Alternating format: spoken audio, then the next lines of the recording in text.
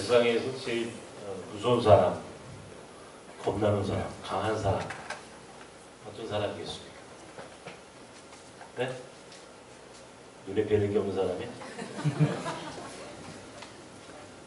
죽어도 좋다, 그리고 덤비는 사람이야. 죽어도 좋다, 그런 마음으로 덤비면요, 감당 못합니다. 이게 제일 강한 사람이에요. 힘이라는 것은 그 사람이 뭐 주먹이 세고 뭐 육체가 강하고 이게 아니고 죽어도 좋다. 딱 그런 마음으로 세상을 살아가는 사람이 가장 강한 사람입니다. 죽어도 좋다. 아무도 감당 못하죠. 그러니까 세상이 감당할 수 없는 사람은 죽음까지도 두려워하지 않는 사람이다. 이 사람이 세상을 이기게 돼 있습니다. 이기게 돼 있습니다. 그래서 사람들이요, 이 세상에 성공하고 승리하는 방법이 있는데 그것은 바로 죽어도 좋다. 어떤 경우에도 이 세상에 무릎 꿇지 않겠다라고 생각하고 사는 사람은 반드시 성공합니다. 그 사람이 이기는 거예요. 요즘 지난 한 주간 동안 이 전 세계를 아주 뒤흔든 벨기에 브뤼셀에서의 테러가 있었습니다. 물론 그 전에도 테러가 계속 있어 왔어요.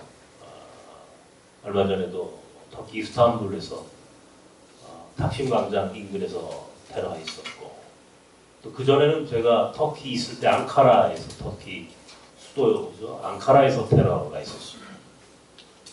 또 그 전에도 또 계속 뭐 테러가 계속 프랑스에서도 테러가 있었고,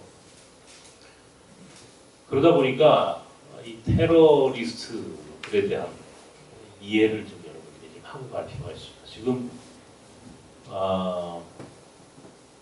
우리가 4월 26일부터 지금 난민석유 학교를 지금 4분이 가시는데, 우리 자모님들, 우리 이만영 자모님 4분하고 나머지 목사님 2분, 4분이 이제 난민석유 학교를 가시는데, 지난주 모임할 때 보니까 다들 긴장하고 계세요. 테러가 있으니까 아마 여기저기 이제 주변에 있는 분들이 테러가 있는데 왜 거길 가느냐, 그것도 터키의 이스탄불에 자녀들이 전화를 하는 겁니다. 또 주변 분들도 물론 가지 마라 이렇게 이야기하기도 하고요. 뭐 우리 가는 목사님 중에 한 분은 그 딸인가가 그랬다고 합니다. 왜 유해구 목사님 우리 아빠를 글로 보내려고 하느냐? 왜 우리 아빠를 거기? 내가 가라고 했는데 자기가 간다고 그랬지. 근데 어쨌든 간에 아주 긴장하고 계신 것 같아요. 테러가 무섭죠. 저도 테러의 막상 터키에 있는데요. 터키에서 이제 하루는 시간이 있어서 사람들이 많이 모이는 그런 장터를 구경을 갔습니다. 근데 정말 사람들이 많더군요. 뭐 카페, 뭐 길거리에 사람들이 엄청나게 많은데 자꾸 저도 모르는데 움츠려드는 거예요. 왜냐면 정말 사람 많은 데서 이제 그 폭탄이 터지고 하니까 어느덧 저도 두렵더라고요. 카페에 가가지고 커피 한잔 하자 그러는데 별로 생각이 없어요. 집에 가서 먹고 싶어요. 그래서 안 먹었어요. 그랬더니 막 저보고 커피 한 잔도 안 사주고 간다고. 그래요? 돈이 없어서가 아니고 거기서 마시고 싶지 않더라. 나오고 싶더라고요. 근데 이 무슬림들이요, 이슬람 테러리스트가 보통 시아파와 수니파가 있는데, 시아파는 테러를 하지 않습니다. 수니파가 테러를 하는 거예요. 수니, 이슬람 스테이트 할 때 이슬람 수니, 그게 이제 준말이죠. 수니파가 이제 테러를 할 때 이 사람들이 그냥 테러하는 게 아닙니다. 믿는 구석이 있다. 믿는 구석. 우리가 보통 사람들이 행동할 때 보면요, 믿는 구석이 있으면 사람들이 자기도 모르게 강해집니다. 믿는 구석이 있어요. 뒤에 무슨 든든한 백이 있다거나 배경이 있거나 혹은 믿는 구석이 확실하게 있으면 사람은 상상도 못하는 짓을 하는 거예요. 믿는 구석이 있는 거예요. 이 사람들도 그냥 하는 게 아닙니다, 여러분. 여러분 몸에 폭탄 두르고 깍줄 하나 땡기면 터지는 그 상상을 한번 해보십시오. 자기 몸이 산산조각 나는 것은 물론이고 주변에 있는 사람들 다 쓰러지는 것 한번 상상해 보시란 말이에요. 그게 아무나 할 수 있어요? 뭔가 믿는 구석이 있거나 정신적으로 이게 완전히 어디에 포로되지 않으면 할 수 없는 짓이에요. 무서운 거죠. 몸에다 폭탄 한번 둘러보십시오. 이게 어떤 마음이겠나. 그건 쉽지 않은 거예요.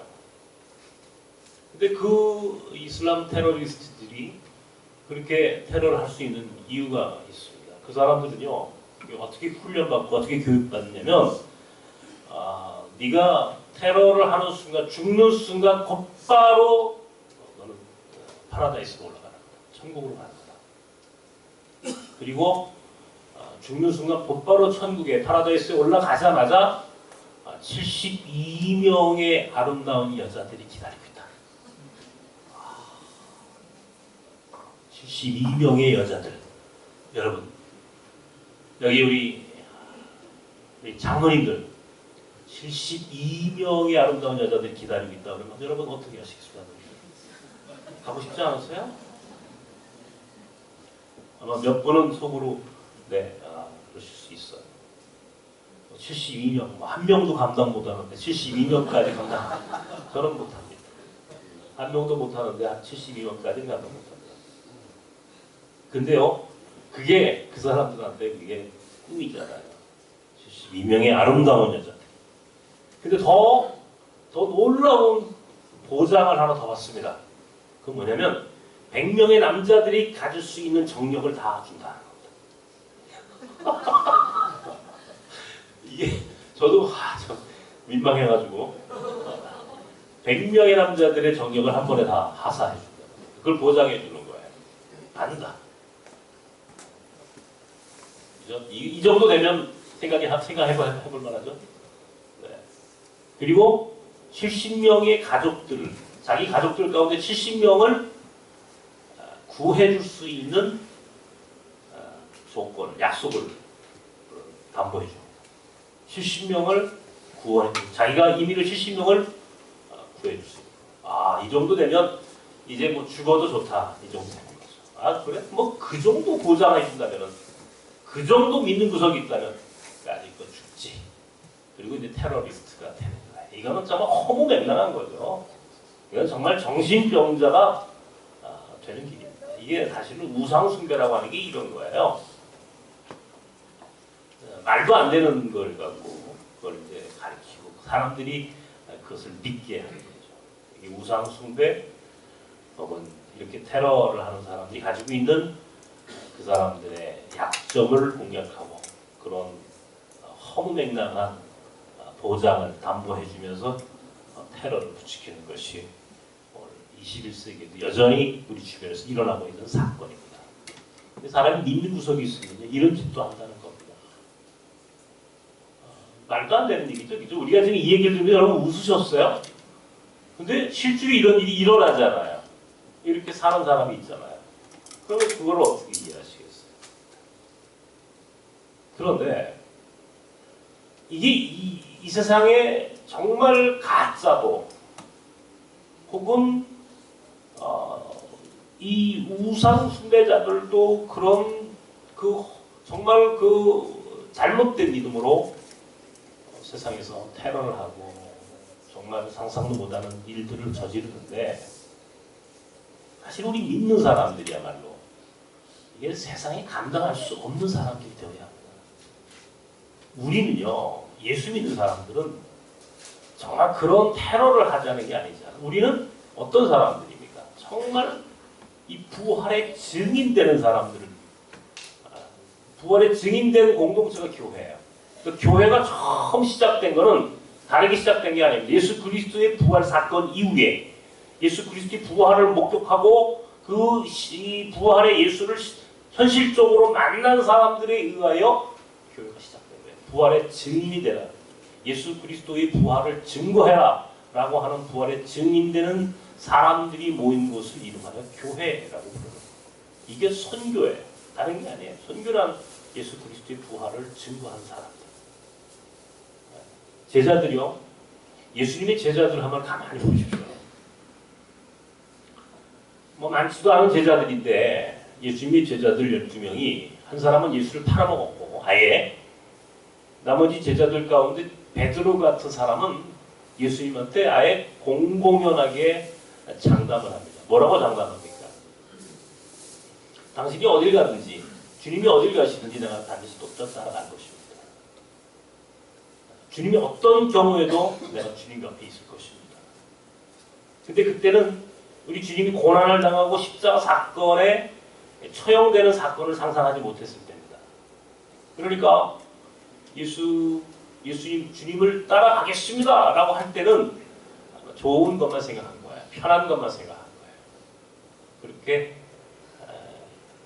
아주 예수님 앞에서 큰 소리를 치던 제자 베드로, 나머지 제자들, 이 사람들이 막상 그 말이 끝나자마자 로마 병사들이 예수를 체포하고 그 길로 법정에 서게 되고 고난의 길에 들어서게 되고 십자가 사건에 이제 처형되는 죽임을 당하는 모습을 바라보면서 이 사람들은 모두가 다 도망을 갑니다.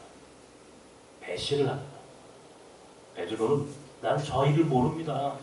난 저 사람을 모릅니다. 라고 예수님을 부인합니다.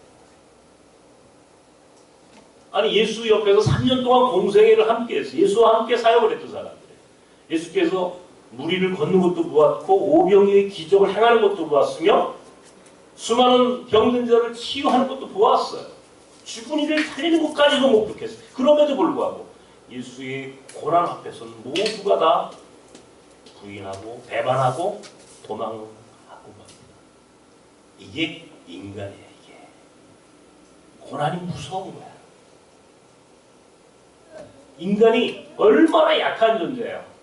입으로는 호언장담을 하다가도 정작 자기에게 닥칠 고난이 코앞에 오면 예수를 부인해. 나는 모른다. 나는 저를 알지 못한다. 나는 저를 믿지 않는다. 라고 배교를 합니다. 부인을 합니다. 이게 제자들의 모습이었어요. 어쩌면 모든 사람들이 다 이렇게 살아요. 그죠? 정치하는 사람들, 또 돈 버는 일들, 이 세상 이치가 뭐냐? 자기중심적이에요. 자기에게 유익, 자기가 좀 편하고 자기에게 닥칠 고난은 자기가 나중하고 싶지 않은 거죠. 다른 사람에게 던져도 배신은 얼마든지 인간은 그럴 수 있는 존재들이다 이런 얘기예요. 제자들의 모습은 오늘 예수를 믿지 않는 나의 모습, 과거의 나의 모습과 같은 거였습니다. 그런데 놀라운 변화가 일어났어요. 그건 기적입니다. 어떤 변화입니까? 부활하신 예수님이 나타나신 거예요. 예수님이 나타나신 거예요. 예수님이 사흘 만에, 죽은 지 사흘 만에 죽임을 물리치시고 나오신 거예요. 부활하신 거예요. 그리고 제자들에게 아주 구체적으로 현실적으로 나타나셨어요. 보라, 내가 부활했다. 도마 같은 사람은 어떻습니까? 주님, 이거 가짜 아닙니까? 직접 만져봐야 되겠습니다. 예수님의 상처를 가지고 사실이 있거든요. 이야, 예수께서 부활하셨다. 예수가 부활하셨다는 사실이 이건 사실이다. 이건 현실이다. 이렇게 믿게 되는 순간부터, 그리고 예수께서 이제는 너희가 내가 부활했다는 사실을, 죽임을 이겼다는 사실을 모든이에게 증거해라. 그 말씀 한마디에 제자들은 인생이 바뀝니다. 아니 그렇게 겁이 많아가지고 두려워서 발발발 떨던 사람들이 예수의 부활을 목격하고 부활을 체험하는 그 순간부터 이들은 전 세계로 흩어져서 부활을 증거하기 시작하는 거예요. 로마로, 아시아로, 아프리카로, 유럽으로 전 세계를 쫙 퍼져갑니다. 두려워서 예수를 배반했던 베드로 같은 이는 로마에서 십자가에 거꾸로 달려서 죽었답니다. 아니, 예수를 부인했던 베드로는 예수님이 달려주신 그 모습 그대로 달려죽을 수 없다 하면서 거꾸로 매달려 죽게 해달라고 한다는 겁니다. 네로로부터 시작해서 도미티아누스, 그들이 압제와 그들의 그 엄청난 로마 정권의 폭력 앞에서도 그들은 무릎을 꿇지 않아요. 죽어도 좋다. 죽어도 좋다. 하물 원형 경기장에 사람들을 가둬놓고 며칠씩 굶은 사자를 풀어서 예수를 믿지 않겠다면 살려주겠다. 그러나 끝까지 예수를 믿겠다고 한다면 사자밥이 되는 거야. 그럴 경우에도 눈 하나 깜빡하지 않고 그들은 죽어갈 수 있었다는 거죠. 그래서 성서는 말합니다. 이 사람들을 이름하여 세상이 감당할 수 없는 사람들이었다. 세상에 감당할 수 없는 사람들이에요. 이게 기독교의 역사예요. 교회가 2000년 동안 오늘 우리에게까지 올 수 있었던 힘은 뭐냐면 바로 그렇게 세상에 감당할 수 없는 사람들이 그 믿음의 뿌리를, 믿음의 줄기를 계속 우리에게 이어줬다는 거예요. 그렇게 세상에 감당할 수 없는 사람이 될 수 있었던 바로 교회의 존재 근거, 존재의 뿌리가 뭐냐? 그건 바로 부활의 힘이에요. 부활을 믿는 믿음이에요. 부활을 믿으니까, 아니 부활을 믿는데 왜 고난을 두려워합니까? 왜 죽음을 무서워합니까? 왜 세상과 타협해야 합니까? 이 세상의 불의와 왜 교회가 손을 마주 잡아야 합니까? 예수 그리스도의 부활을 믿는 사람들은 하나님의 눈치만 봐야 되는 거야. 세상의 눈치를 봐야 할 이유가 없는 거지. 사람들의 눈치를 볼 일이 없는 거지. 부활을 믿는 사람들은 겁이 없는 거야. 두려움이 없는 거야. 무섭지 않아. 죽음도. 왜? 부활을 믿기 때문에. 예수 그리스도의 부활을 보았고 나도 그 예수처럼 부활의 첫 열매가 되시던 예수 그리스도의 뒤를 따라서 나도 부활할 수 있다라고 하는 믿음이 있다면 무서울 까닭이 없다는 것이죠. 이게 교회가 존재하는 이유고 근거이며 오늘 예수를 믿는 오늘 우리가 가져야 할 부활의 신앙이란 말이에요. 부활의 신앙. 부활의 신앙이 있다면 그 사람은 무서운 사람이에요. 강한 사람이에요. 왜? 죽어도 좋다. 그러고 사는 사람들이. 겁이 없죠? 겁이 없는 거예요. 그래서 아까 얘기했죠. 가장 강한 사람이 누구냐? 죽어도 좋다 하고 덤비는 사람이다. 그랬죠. 근데 여러분, 정작 오늘 우리 교회가 죽어도 좋다. 예수 그리스도를 믿는, 부활을 믿는 부활의 신앙으로 오늘 우리 교회와 우리 그리스도인들이 그런 믿음 가운데 살아가고 있는가 한번 돌아보자는 거예요. 왜 이렇게 교회가 약해졌어요? 세상이 교회를 얼마나 얕봅니까? 교회가 왜 이렇게 오늘날 이 세상에서 손가락질을 당합니까? 우리 그리스도인들이 당당하게 내가 그리스도인이라고 자신있게 말하지 못하고 살아가는 이유가 무엇입니까? 왜 우리 교회가, 우리 믿는 사람이 왜 이렇게 힘이 없습니까? 세상이 강하고 세상이 감당할 수 없는 사람이 되는 것이 이게 오늘 우리의 삶이어야 하고 교회의 모습이어야 하는데 우리는 세상의 눈치를 보고 세상과 타협하고 두려워합니다. 왜? 부활의 신앙을 잃어버렸기 때문에 그렇다. 일제시대 때 많은 순교자들이 있었습니다. 그러나 그 순교자들 이면에는 많은 배교자들도 있었어요. 시사참배를 강요하는 일제 앞에서 교회는 아예 합법적으로 신사참배를 동의합니다. 신사참배 해도 좋다. 어떤 목사님들은, 어떤 믿는 사람들은 나는 우상 숭배할 수 없다. 나를 감옥에 가둬라. 나는 죽어도 좋다. 그리고 끝까지 버텼던 주기철 목사 같은 이도 있었어. 그러나 역사는 말이죠.